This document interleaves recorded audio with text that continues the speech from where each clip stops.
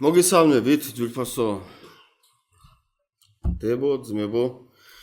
მადლობა უფალს დღევანდელი დღის შუქებისთვის, ჯანმრთელობისთვის, რაც გვაქვს, როგორიც გვაქვს და დღეს მინდა ვისაუბროთ ძვირფასებო ძალიან მნიშვნელოვან საკითხზე, მოწმუნისთვის მნიშვნელოვან საკითხზე, რომ ქრისტიანი რითი უნდა განსხვავდებოდეს სხვა ადამიანებისგან. ქრისტიანი რითი უნდა იყოს გამორჩეული ამ წუთის სოფელში. დღეს 21 საუკუნეში ყველა ქრისტიანულ ქვეყნებში ყველა მოწმუნეები ამობენ, ქრისტიანმა შეიძლება თქვას, რომ დიახაც მე ვარ მოწმუნე. ქუჩაში რო გავიდეთ და შევეკითხოთ, შეგვიძლია იგივე კითხვა რომ დაუსვათ, იგივე პასუხიც მივიღოთ, რომ კი, მე ქრისტიანი ვარ. მაგრამ ქრისტიანი რითი უნდა განსხვავდებოდეს? როგორი უნდა იყოს იესო ქრისტეს მიმდევარი? და მე მინდა ერთი ადგილი წავიკითხოთ ძვირფასებო ლუკას ახარებიდან, მერვე თავის მე-16 მუხლიდან ძალიან მნიშვნელოვანი ადგილია ეს პირადად ჩემთვის და დარწმუნებული ვარ თქვენთვისაც, რომ აქ დავინახავთ რამდენად უნდა ანათებდეს ქრისტიანი, რამდენად უნდა იყოს სხვებისთვის თვალსაჩინო, სამაგალითო ქრისტიანი. მოდით წავიკითხოთ ეს ადგილი ლუკას ახარების მერვე თავის მე-16 მუხლიდან. არავინ ანთებს სანთელს, რომ ჭურჭელი დაახუროს ზედ, ან საწოლ ქვეშ შედგას. არამედ სასანთლეზე დადებს, რათა შემომსვლელმა იხილონ ნათელი. ვინაიდან არ არსებობს დაფარული, რომელიც არ განცხადდება, არც დამალული, რომელიც არ გამომჟღავნდება, არ განცხადდება. ამიტომ დაუკვირდით როგორ ისმენთ, ვისაც აქვს, მას მიეცემა, ვისაც არ აქვს, ისიც წაერთმევა, რაც გონია რომ აქვს. აი იქ მინდა ძვირფასებო შევჩერდეთ და დაუფიქრეთ იმაზე, რას გულისხმობს ავტორი, რას გულისხმობს ღვთის სიტყვა დღევანდელ დღეს თითოეულ მოწმუნეზე. და ამ წაკითხულიდან პირველივე მუხლი არის, რომ არავინ ანთებს სანთელს, რომ ჭურჭელი დაახუროზეთ, ან საწოლ ქვეშ დადგას. აქ არის რომ სანთელს ვანთებთ, იმიტომ ვანთებთ, რომ გაგვინათოს სიბნელეში. და ჩვენ ვიცით, რომ ღვთის წერილებიდან რომ იესო ქრისტე რომ მოვიდა, იესო ქრისტე მოვიდა ნათელი ბნელში, რომ სხვებისთვის გაენათებინა და დღეს ჩვენ უკვე უნდა ვიყოთ იგივე ნათელი იესო ქრისტეში. მაგრამ თითოეული მოწმენე, რომელიც ამობს, რომლებსაც გვაქვს პრეტენზია, რომ ღვთისშვილები ვართ, ისმება კითხვა, რომ როგორ ვანათებთ? ან ვის უნათებთ? ან რომელ ადგილზე ვდგევართ? სად ვდგევართ, რომ გავუნათოთ სხვებს? იმიტომ რომ ეს არის მნიშვნელოვანი, რომ მე პირადად როგორც ქრისტიანი, როგორი ქრისტიანი ვარ. ჩემი ქრისტიანობა რაზე გადის? რაში შემოიფარგლება? ჩემი ყოველდღიური ცხოვრება იგეთივეა, როგორც წუთის სოფლის მაცხოვარი ადამიანი? თუ იგეთივე, როგორიც ქრისტეს მიმდევრისა უნდა იყოს. და აქ არის, რომ ვინაიდან არ არსებობს დაფარული, რომელიც არ გაცხადება, არც დამალული, რომელიც არ გამომჟღავნდეს და არ გაცხადდეს. ყველა ადამიანი რაშკი შეიძლება რომ ვიღა ადამიანის მიმართ დამალოს, არ უთხრას, თქვას მიზეზი კონდეს რომ არ ინერვიულოს, მიზეზი კონდეს რომ არ უთხრა კონკრეტული ცოდვაზე ან სისუსტეზე რომ ეკლესიიდან არ წავიდეს. ერთი ფაქტი რაც არის ამას ვერ გავიქცევთ. ძვირფასებო ეს არის რომ დადგება დრო, როცა ყველაფერს ფარდა აიხდება. დადგება დრო, როცა ყველაფერი განჟღავდება შემოქმედი ღმერთის წინაშე. მაგრამ ისმება კითხვა რომ მე, როცა სანამ ეს ფარდა გამჟღავდება, სანამ ეს ყველაფერი გამომჟღავნდება, მე როგორც ქრისტიანი ვანათებ, როგორც სხვებისთვის ლამპარი, როგორც სხვებისთვის ის მნათობი, რა მნათობებიც უნდა ვიყოთ წუთის სოფელში. და ქრისტიანის ყველაზე დიდი მოვალეობა არის ის, რომ თუ ვარ ქრისტიანი, ესე იგი უნდა ვანათებდე. თუ ვარ ქრისტეს შვილი, უნდა იცოდეს წუთის სოფელმა, რომ მე შემოქმედი ღმერთის შვილი ვარ. და აქ არის ის, ამიტომ დაუკვირდით როგორ ისმენთ, ვისაც აქვს, მას მიეცემა, ვისაც არ აქვს, წაერთმევა, რაც გონია რომ აქვს. დღეს ჩვენ გვაქვს რწმენა, ჩვენ მოვდივართ ეკლესიაში რწმენით, ჩვენ ვკითხულობთ ღვთის სიტყვას რწმენით, ჩვენ ვლოცულობთ შემოქმედი ღმერთის წინაშე რწმენით, ჩვენ ვლოცულობთ ჩვენს მოყვასზე რწმენით. მაგრამ ჩვენი რწმენა უნდა იყოს არ შემოიფარგლებოდეს მარტო კითხვით, ლოცვით ეკლესიაში მოსვლით, ჩვენი რწმენა გაცილებით მეტისთვის არის მოწოდებული. ჩვენი რწმენა უფალმა გაცილებით მეტისთვის მოგვცა, რომ ჩვენ არა მარტო ვიქადაგოთ, არა მარტო ვილოცოთ და ვიმარხულოთ და გვერდში დავუდგეთ, არამედ მაგალითი მივცეთ, ვინც ღმერთს არ იცნობს. ანუ მიმართულება მივცეთ და ერთ-ერთი პიროვნება, ერთ-ერთი კომენტატორი ქრისტიანებს უწოდებს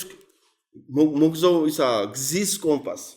ეს ნიშნავს ის, რომ ქრისტიანმა უნდა მიუთითოს იქ, რომ საით არის გზა ნათლისკენ, სად არის გზა, რომელიც იესო ქრისტესკენ მიყვევართ. მაგრამ ძვირფასობა არის ეგეთი მიზეზები, არის პრობლემა, არის ეგეთი ისა, რომ აბა რა ვქნა ეკლესიაში ვერ მოვალ, აბა რა ვქნა ჩემი ნათესავი მოვიდა, აბა რა ვქნა ჩემი შვილების გამო ვერ ვარ ხერხებ, შვილების გამო ვერ ვარ ხერხებ, აბა დიდი ხანი არ მინახია უცხო ქვეყნიდან, უცხო ქვეყანაში ჩამოვიდა ჩემი და ჩემი ძმა, ჩემი ნათესავი და ვერა. მაგრამ იესო ქრისტეს პრინციპი სხვა იყო ძვირფასებო, იმიტომ რომ იესო ქრისტე სხვანაირად უდგებოდა ამ საკითხს და გრძელდება. ამიტომ მივიდნენ მასთან მისი დედა და ძმები და ვერ შეძლეს ხალხის სიმრავლის გამო შესვლა. შეატყობინეს მას დედა შენი და შენი ძმები გარეთ დგანან, შენი ნახვა სურთ. ეს არის იმდენად მნიშვნელოვანი, რომ იესო ქრისტე როგორც ხორცში მყოფი, როგორც ადამიანი, მასთან მივიდნენ ხორციელი ნათესავები. მასთან მივიდნენ ხორციელი შობელი, მასთან მივიდა ხორციელი ძმები და ეუბნებიან, რომ ნახვა უნდა შენი. იესო არ ამბობს, რომ არ ეუბნება ხალხს, იქ მყოფ ხალხს, რომ ერთი წუთი დამელოდეთ. ან ბოდიშით და ამ პიროვნებას არ ეუბნება, რომ უთხარი რომ დამელოდონ და 1-2 წუთში გამოვა. არა. იესო სხვა პასუხს სცემს. იესო სხვა პასუხს ეუბნება, პასუხობს. და იესო ეუბნება, ხოლო მან მიუგო და უთხრა მათ: დედა ჩემი და ჩემი ძმები ისინი არიან, ვინც ღვთის სიტყვას ისმენს და ასრულებს.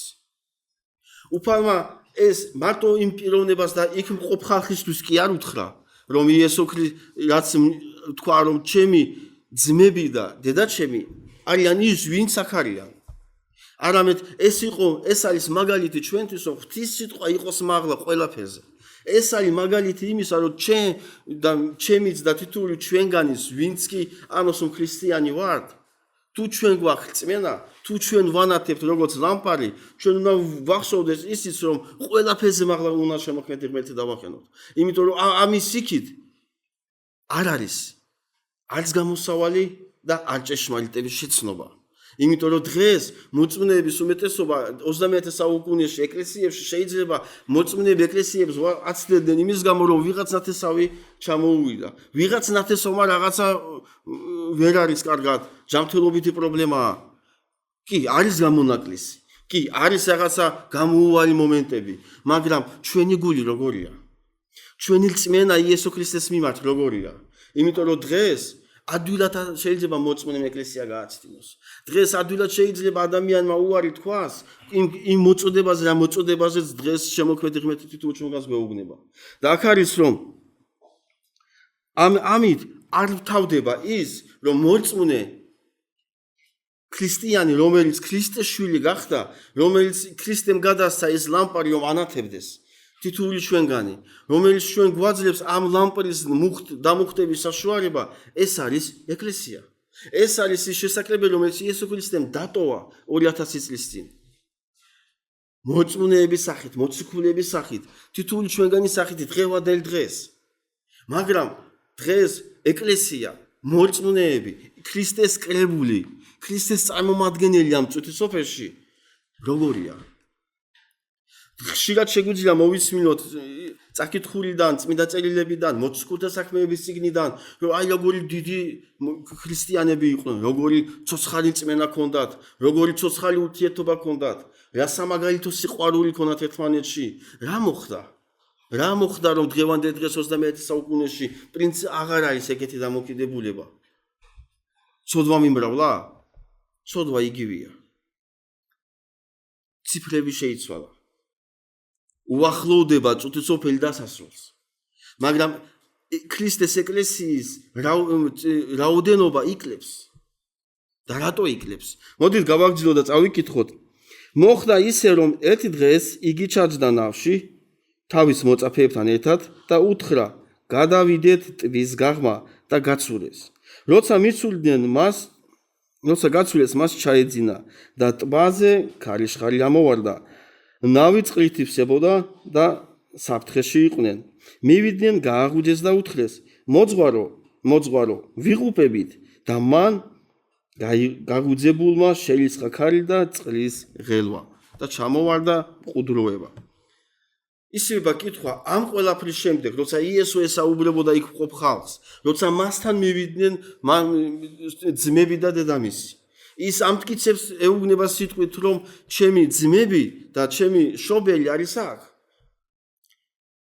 წმენით ძმები უწოდა მას იქ მყოფ ხალხს და შობელი უწოდა იმიტომ იქ მყოფ ხალხს, იმიტომ რომ მასში იყო ღვთის სიტყვა, რომელიც ის ასწავლიდა. და დღეს ჩვენ მიუხედავად ამისა, ამით არ ამთავრდება და იესო გადის გაღმა, ჯდება ნავში და ტბის სხვა ნაპირზე გადადის. ისევე კითხვა, რატო ჯდება იესო ნავში და რატო გადადის ნავით გაღმა? მას ხო ქონდა ეს ძალაუფლება, რომ ფეხით გადასულიყო ტბაზე. და ჩვენ ბიბლიიდან ვიცით, სახარებიდან ვიცით, რომ მან ეს გააკეთა კიდეც. არა მარტო მან, მისი მოციქულმა პეტრემაც გააკეთა ეს. მაგრამ ამ მომენტში იესო ქრისტე ჯდება ნავში, მოწაფეებთან ერთად და გადადის ტბის მეორე მხარეს. ამ მომენტში, რაც ის არის, სანამ გადავიდოდნენ, მინდა ვთქვა ძვირფასებო ის, რომ ეს ნავი დღეს 21 საუკუნის წარმოადგენს ქრისტეს ეკლესიას, ქრისტეს კრებულს. იმიტომ რომ როცა იესო ჩაჯდა ნავში, იმ ნავში ჩაჯდა იესო ქრისტეს მოწაფეებიც. და დღეს ჩვენ იესო ქრისტეს მოწაფეები ვართ. დღეს ჩვენ იესო ქრისტეს მიმდევრები ვართ. მაგრამ იმ მომენტში, როცა გავიდნენ, ზღვა ღელვა დაიწყო. ქარიშხალი ამოვარდა. მოწაფეებს შეეშინდა და ამობდნენ, მოძღვარო, გვიხსენე, ვიღუპებით. და როცა იესო იღვიძებს, იესო არ აკრიტიკებს მათ რწმენას. იესო არ გადადის კრიტიკაზე, რომ თუ თქვენ რწმენა არ გქონდათ, რატო ამოხვედით ნავზე? იესო იწყებს მოქმედებას. იესო გადადის და ანახებს ხალხს, რომ სადაც არის იესო, იქ არის მშვიდობა. სადაც არის იესო, იქ არის სიხარული. სადაც არის იესო, იქ არის სიყვარული უსაზღვრო. და მათ ეს დაინახეს. და დღეს ჩვენ, როგორც ქრისტეს ეკლესია, როგორც ის სულიერი ნავი, სადაც ჩვენ დღეს ვიმყოფებით, თუ იქ ჩვენ ვართ წმენით, იქ იქნება მშვიდობა, იქ იქნება სიყვარული, იქ იქნება გამრავლება სულიერი კუთხით, იმიტომ რომ ჩვენში ვეღარ დავდეთ იმ სიხარულს, რა სიხარულსაც შემოქმედი ღმერთი იძლევა. და დღეს უამრავჯერ შეგვიძლია მოვისმინოთ, რომ რატო არ იზრდება ეკლესია, რატო აღარ აინტერესებთ ღვთის სიტყვა, რატო აღარ მოდიან ღვთის სიტყვის მოსასმენად. ქუსაში როცა შევეკითხებით, რომ რა არის ქრისტიანობა, უმეტესმა ხალხმა რატო ამობენ, რომ ქრისტიანობა არის რაღაც დღესასწაული, ან რაღაც კონკრეტული ეკლესია. რატო? იმიტომ რომ მორწმუნეები, რომლებიც ამობენ, რომ ქრისტიანები არიან, არ ანათებენ როგორც ლამპარი. არ არიან მოწოდების სიმაღლეზე, როგორც უნდა იყვნენ.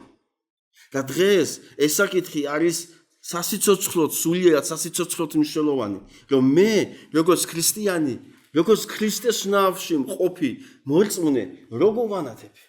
ჩემი ლამპარი მდგომარეობაშია და რა პოზიციაში იმყოფება?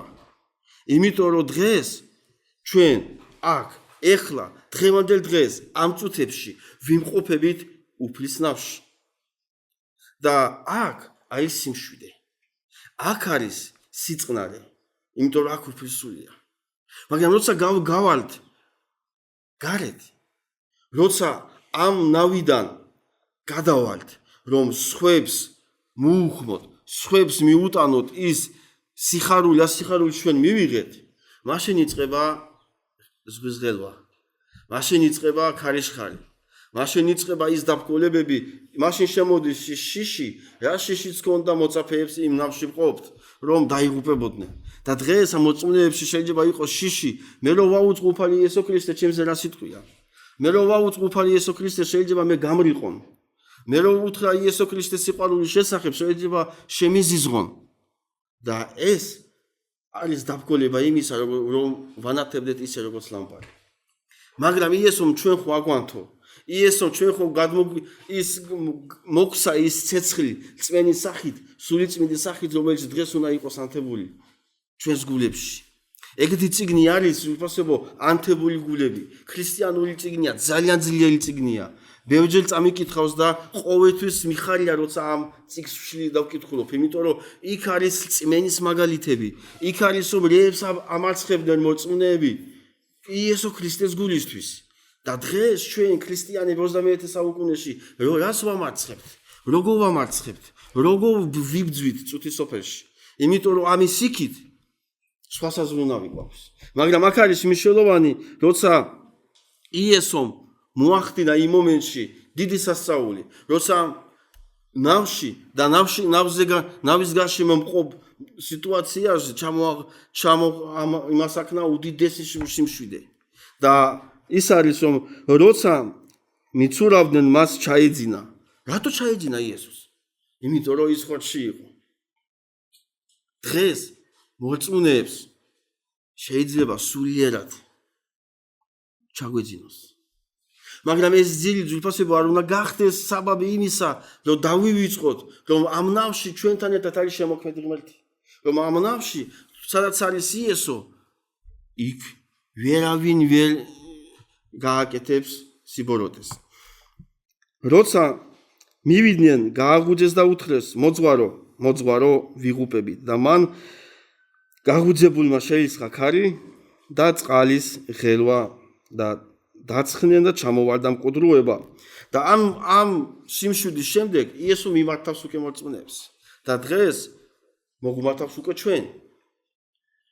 როცა ჩვენ შინაგანში, ჩვენ ცხოვრებაში არის ღელვა, არის პრობლემები, არის ბრძოლა და შეიძლება ხშირად შიშმა შეგვიფყროს, იმედგაცრუებამ შეგვიფყროს. ეს მომენტი, რასაც იესო ეუბნება და მიმართავს, ასევე მოგმართავს ჩვენ. მოდით წავიკითხოთ.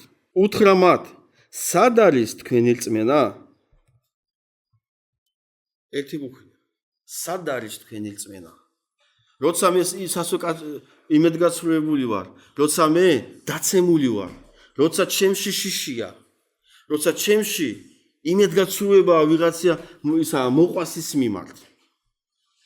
შეიძლება სამწუხაროდ იმედგაცრუება მოწმუნე ღმერთშიც იმას ახნას, რომ აი თუ ღმერთი არსებობს, რატო დაეშვა, ან რატო მოხდა ეს? ეს კითხვა ყველა მოწმუნეზეა და იქნება სანამ იესო ქრისტე მოვა მეორედ. სად არის თქვენი რწმენა? სად არის ჩემი რწმენა? სად იმყოფება დღეს ჩემში მყოფი ცოცხალი რწმენა, რომელიც იესომ გადმომცა მე, როცა ეს დრო დადგა, როცა იესომ ის ინება, რომ ეს დრო დამდგარიყო, რომ ეს ცოცხალი რწმენა ჩემში ყოფილიყო. დღეს ადამიანებში, ქრისტიანებში რწმენა მეორე, მესამე, მეოთხე, შეიძლება მეხუთე ხარისხოვანი იყოს. მაგრამ იესო ყველა მოწმენას მიმართავს, რომ თუ შენ დანებდი ან წაიკეცი, ასევე უნდა წამოდგე. თუ ვერ დგები და შიშია შენში, სად არის შენი რწმენა? და მიუხედავად ამისა, ისინი შიშითა და გაუცებით ეუბნებოდნენ ერთმანეთს, ვინ არის ეს ქარებსაც რომ უბრძანებს და წყალსაც და ემორჩილებიან მას. აი ეს არის ყველაზე მნიშვნელოვანი თვისებო, რაც მოწაფეებმა თქვეს, ვინ არის ეს? ისინი ხო ნავში იყვნენ. ისინი ხო იესოს მოწაფეები იყვნენ, მაგრამ ბოლომდე მაინც არ იცოდნენ ვინ იყო მათთან. დღეს მოწმუნე შეიძლება იყოს ეკლესიაში და ეკლესია სულიად უფლისნავია. დღეს მოწმუნეები შეიძლება უფლისნავში ვიყოთ. შეიძლება ჩვენ ვხედავდეთ უფლისასწაულებს, მაგრამ არ გქონდეს გააზრებული, რომ ვინ არის ცოცხალი ღმერთი და როგორია ის და რა შეუძლია მას.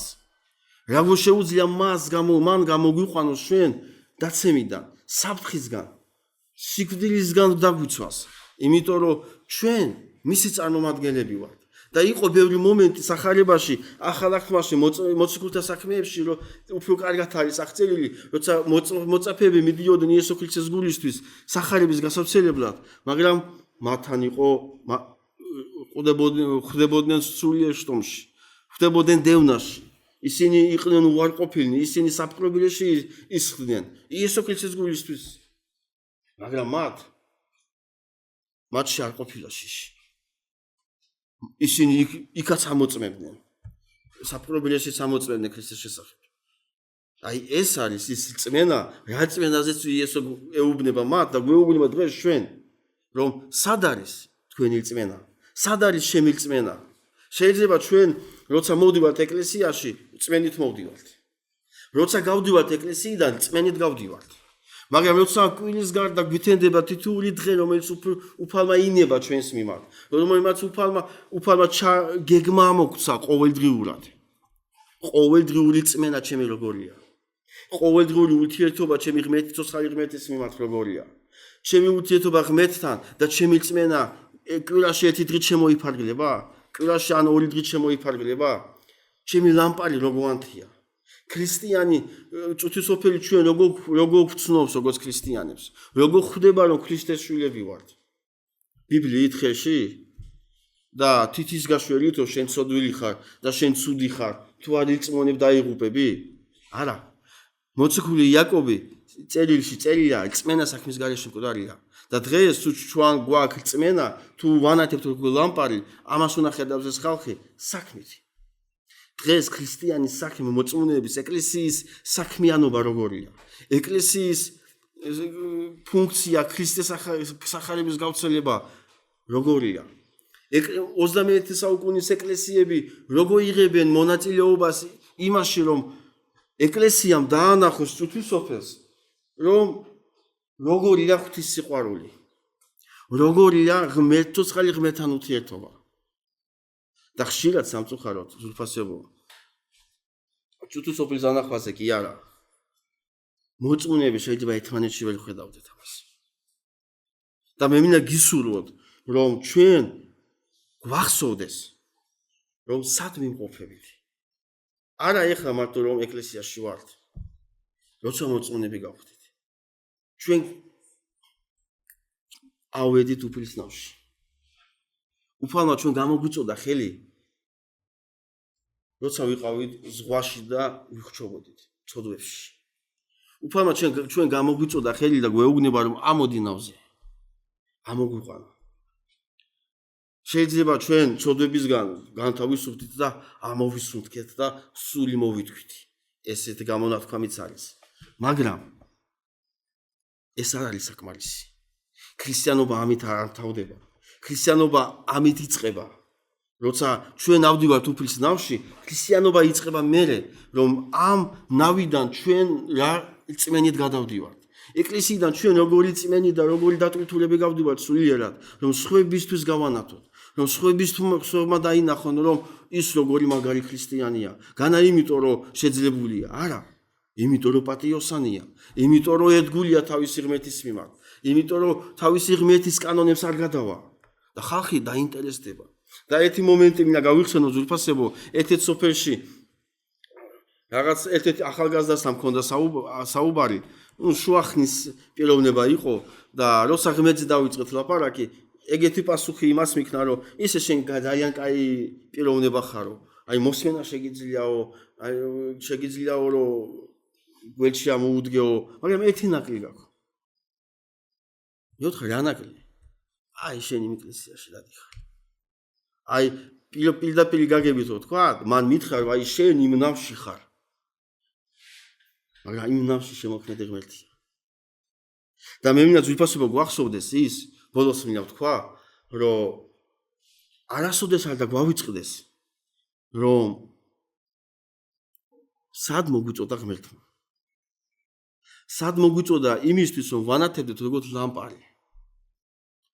და პირველი მოწოდება, სადაც უფალმა მოგვიწოდა, არის ჩვენგან შემომყოფი ხალხი, ჩვენი ოჯახის წევრები, ჩვენი შვილები, ჩვენი შვილიშვილები, ჩვენი ნათესავები.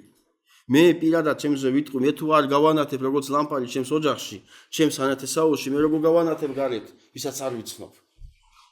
მე შეიძლება ვიღაცას უთხრა რომ ღმერთზე და გავანათო სახარება.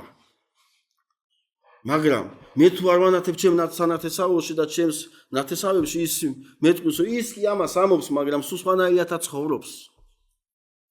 ამიტომ ძვირფასებო ქრისტიანობა გაცილებით მეტია ეკლესიაში მოსვლით.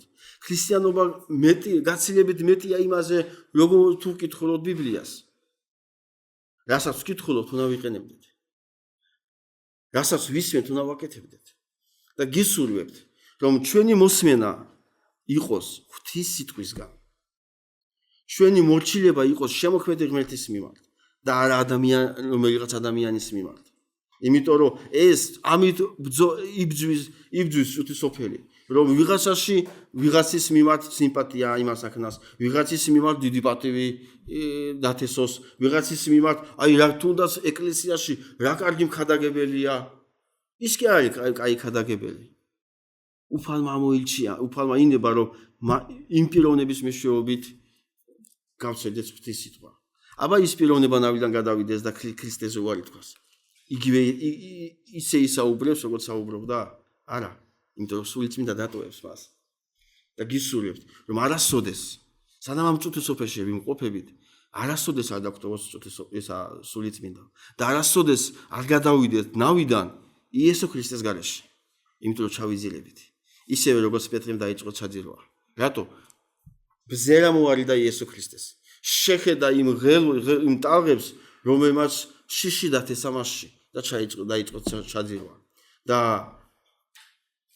იქაც პასუხობს იესო იგივეს.